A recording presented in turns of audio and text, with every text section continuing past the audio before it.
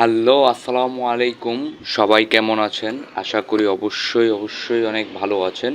আজকে আমরা একটি টপিকস নিয়ে কথা বলবো। সেটা হচ্ছে যে হাউ টু ওপেন ট্রেড, অর্থাৎ ট্রেডে আপনি কিভাবে ওপেন করবেন, অর্থাৎ বাই সেল।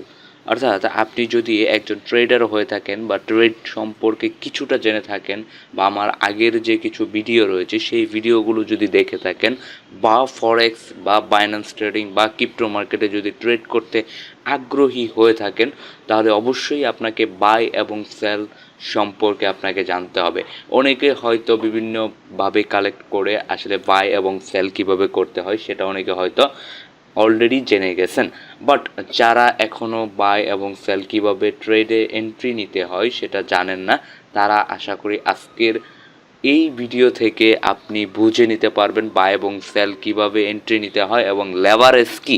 লেভারেজ বিষয়টা খুবই গুরুত্বপূর্ণ। একজন নতুন বিগিনার ট্রেডারের জন্য লেভারেজ বিষয় জানাটা খুবই গুরুত্বপূর্ণ।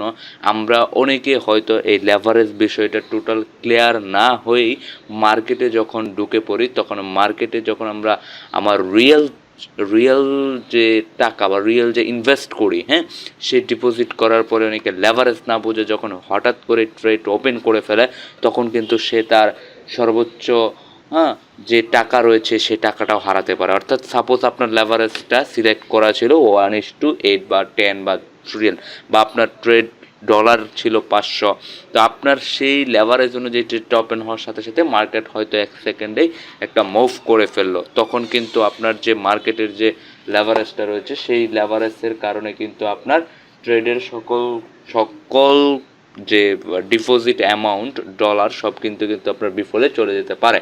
সো তাই লেভারেজ এবং বাই সেল কীভাবে ওপেন করতে হয় সেই বিষয়টি নিয়ে আজকে আমরা টোটাল ভিডিওতে দেখব।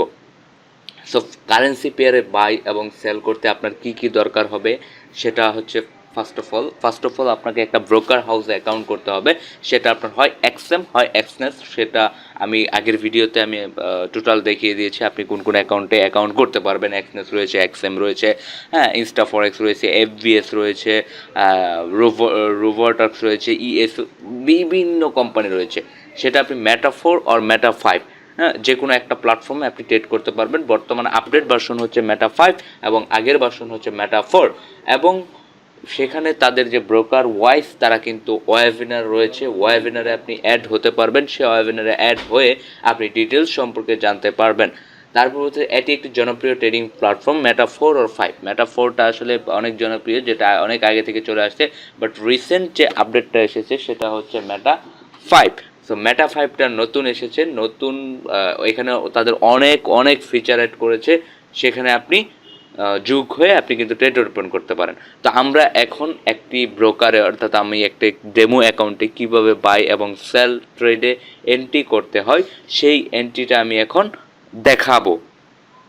আপনারা এই যে দেখতে পাচ্ছেন যে একটা চার্ট, এই চার্টটা কিন্তু আমি একটা ডেমো অ্যাকাউন্ট আপনাকে ওপেন করে দেখিয়েছি।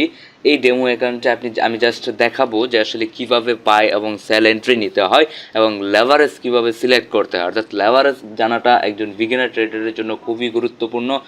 আমি বারবার বলতেছি, আপনারা যখন বিগিনার লেভেলে থাকবেন, আসলে সকল কিছু না জেনে মার্কেটে এন্ট্রি করবেন, তারা অবশ্যই এই বিষয়গুলো জেনে নেবেন। সাপোজ আমি যদি এখন গোল্ড মার্কেটে ক্লিক করি, তো এই যে দেখেন গোল্ড মার্কেটের চার্ট, বা আমি যদি এনজেডি জেপিওয়াই, আমি এনজেডি জেপিওয়াইটাই দেখাচ্ছি। সো আপনি এখানে একটি ট্রেড কীভাবে ওপেন করতে পারেন।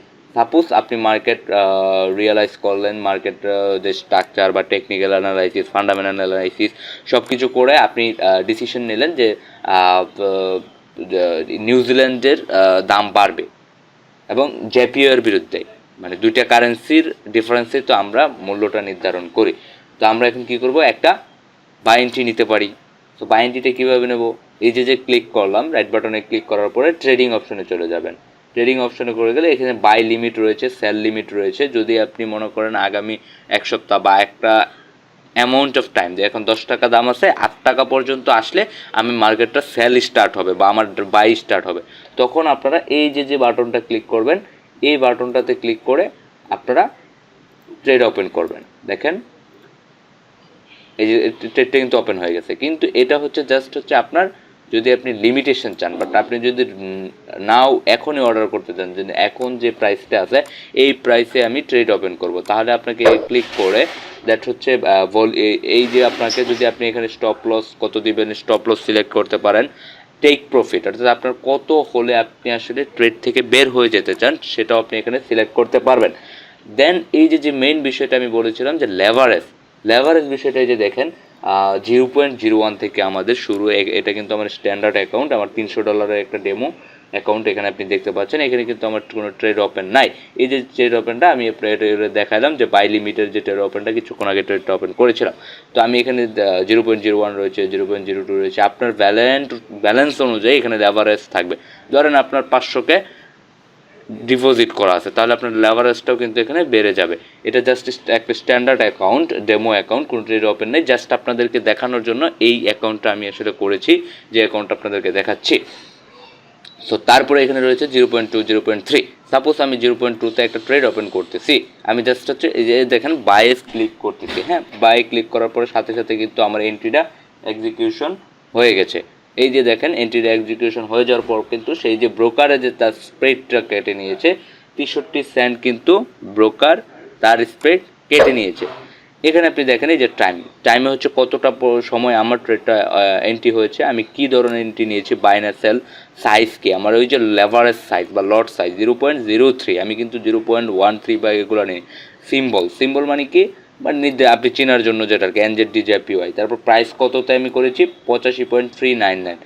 এসএল মানে এসএল কি আমি দিয়েছি, না এসএল দিই নাই। সাপোজ আমি এসএল দিলাম, এই যে এসএলটা কিন্তু ওপেন করে দিলাম, এই দেখেন একটা প্রাইস কিন্তু চলে আসছে। টিপি কি আমি দিয়েছি, টিপি দেই নাই, তো আমি একটা টিপি দিলাম, এই যে দেখেন টিপিটাও কিন্তু ওপেন হয়ে গেছে। এই যে আমার টিপিটা কিন্তু এখানে হচ্ছে আমার ট্রেডটা ওপেন হয়ে যাবে। প্রাইস কত 85। কমিশন, কোনো কমিশন নিয়েছেন না। এখানে হচ্ছে সোয়াপ বিষয়টা আর একটু বলে নেই। সোয়াপ বিষয়টা হচ্ছে যে ওই দেশের, এটা আসলে ইসলামিক অ্যাকাউন্ট যেগুলো রয়েছে, ইসলামিক অ্যাকাউন্টে আসলে সোয়াপটা নেওয়া হয় না, বাট সোয়াপটা আপনি চাইলেই নিতে পারবেন। অ্যাকাউন্টের সময় আপনি সোয়াপটা এনেবল করে দিলেই হবে।